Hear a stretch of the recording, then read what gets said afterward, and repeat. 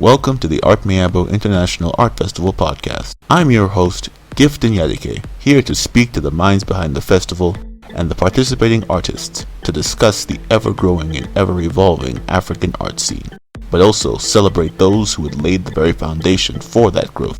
The 2024 edition of the festival is called Sculptor's Odyssey, where we celebrate the art of sculpting through 5 awardees. On this episode of the AMIAF podcast, I spoke with Adebisi Adebayo, a wood sculptor who has been making a name for herself in what has traditionally been known to be a male space. This interview is unique because unlike the others, which were recorded over Zoom, this one had to be done through WhatsApp voice messaging due to networking issues on Ms. Adebayo's side, a testament to the layers of difficulty and the challenges overcome by African artists. So thank you for your time and your willingness to sit with me for this interview. Could you please introduce yourself for our listeners who may be unfamiliar with you? Okay, I'm Adebisi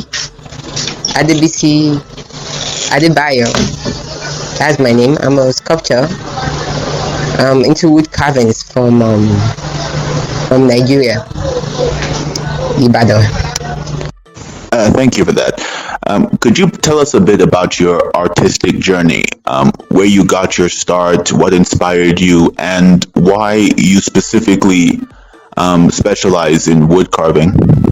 Actually, my journey started when I was little. My mom used to have a kind of gallery, a mini gallery when I was growing up. So she sold everything from adiwe to wood carvings to tongue carvings to baskets. She sold almost everything. So I remember when I was very young back then, I just loved the woodworks.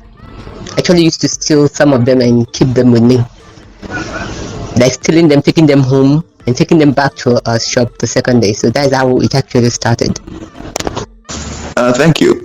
But could you maybe elaborate a bit more about your journey? Once you'd gotten your start, when you'd started, stealing some of her wood and her supplies and started creating your own, where did you go from there? Can you tell us a bit more about that? Actually, I've always loved it and always wanted to be a carver. I've always wanted it. So soon enough, I told my mom when I was much older that I wanted to learn how to carve. And I remember at that time she has actually stopped selling artworks. So I told my mom, I said I wanted to learn how to be a sculptor, a wood carver. So she took me to a place in Ibadan here. We call the place Sabu. With a lot of not-knows, they call it Sabu. And the people she took me to were people who were carvers, mostly into animal carvings. Yes, animal images, animal carvings, who used to sell to her. There used to be vendors to her back then. She took me there. And I remember when I got there, the man she took me to told me it would rather I learn how to do traditional wood carvings than to do tongue carvings and elephants and animals. So that was it. And then the man took my mom and I to my boss's shop, my Oga's shop. His name is Taiwo Bankole.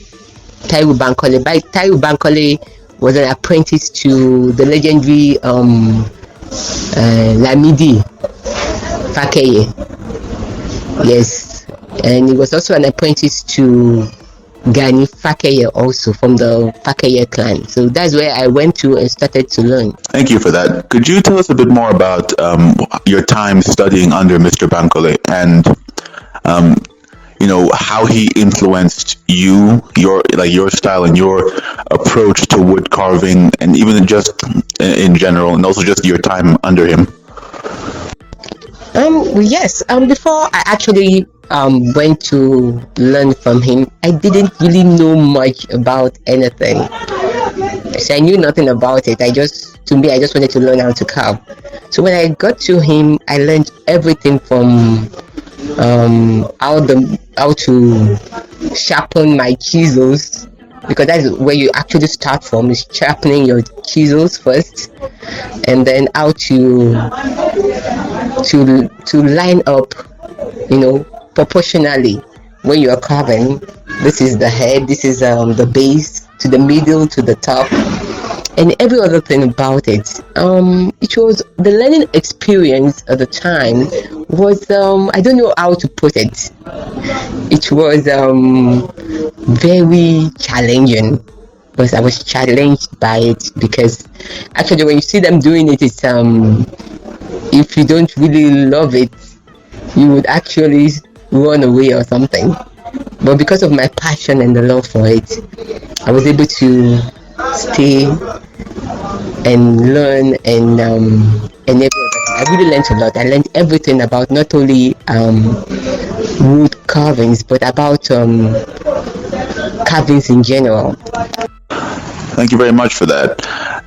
And I think it was very clear that your passion and the knowledge that you learned from him and that you've obviously learned over the course of your artistic career were on full display at the very first Artmiabo International Art Festival back in 2022, when you blew people away with your wood carving skills. So, as someone who participated in the very first festival and who's going to be awarded in this one, and we'll get to the award in a moment, I'd like to know your thoughts on the festival, the Artmiabo Festival as a concept, and also possibly your relationship with the festival host, Mrs. Miabo Nyadike.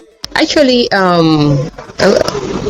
about the first festival, wow, it was an amazing experience for someone like me, because I never expected it. It just came, and I actually met her on Facebook. So when I went for the festival, I was able to meet her for the first time. So I don't even know where to start from when it comes to her. She's an amazing person.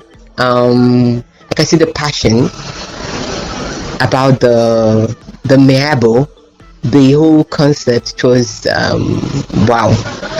And also promoting new and upcoming artists, which is one of the great things about the events.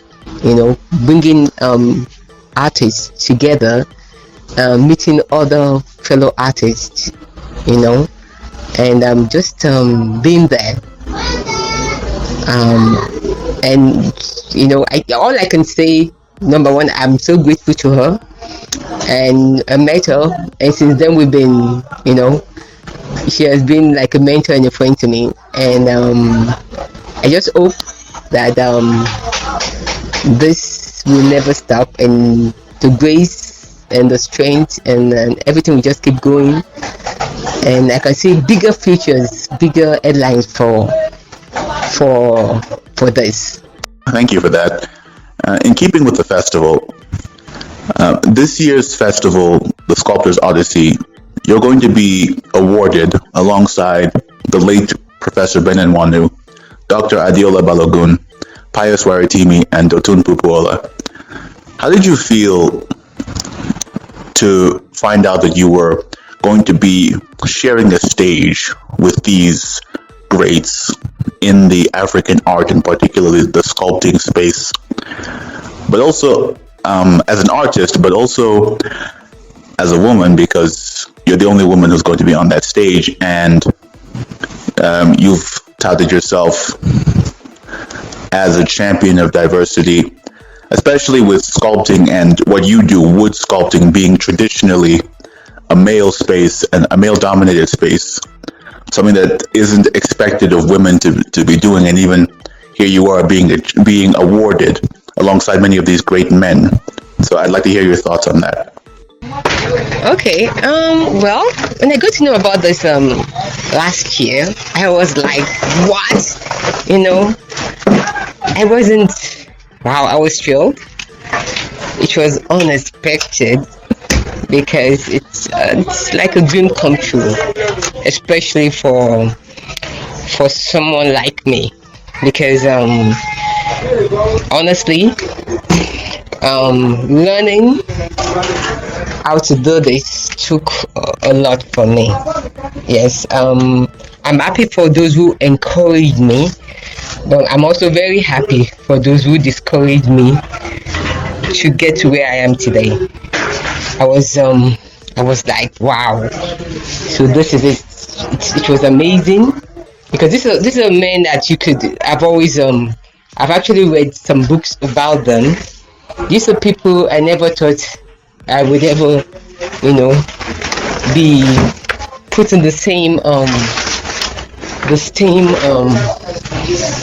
standard with. So I'm just grateful and proud, and I hope through this other people, other women, other girls, who are interested in doing things they are not expected to do, that is not supposed they are not supposed to do, will also be will be proud and be inspired by this, and then also push themselves to the limit and believe that nothing is impossible. Thank you very much for that. I just have one final question, and it actually builds up on your point regarding young girls, being inspired to pursue art and sculpting, and having a future in that.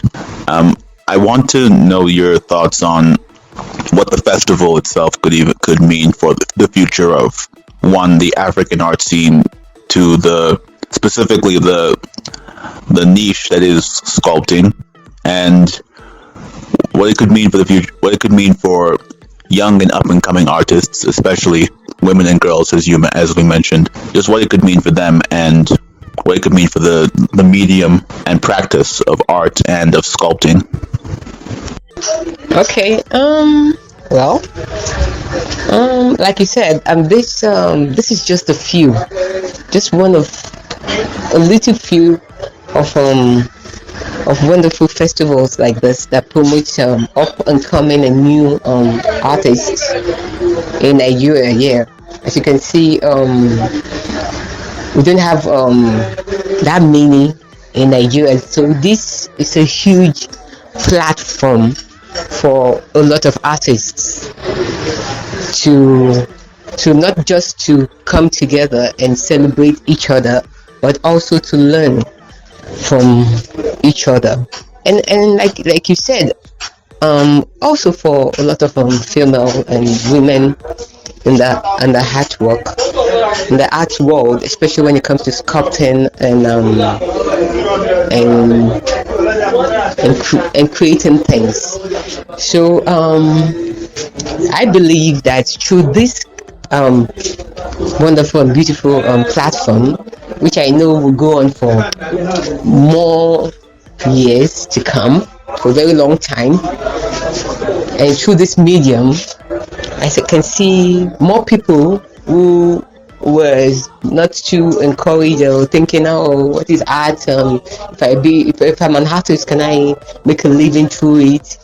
And if I'm an artist, would I be known for this? Would I be?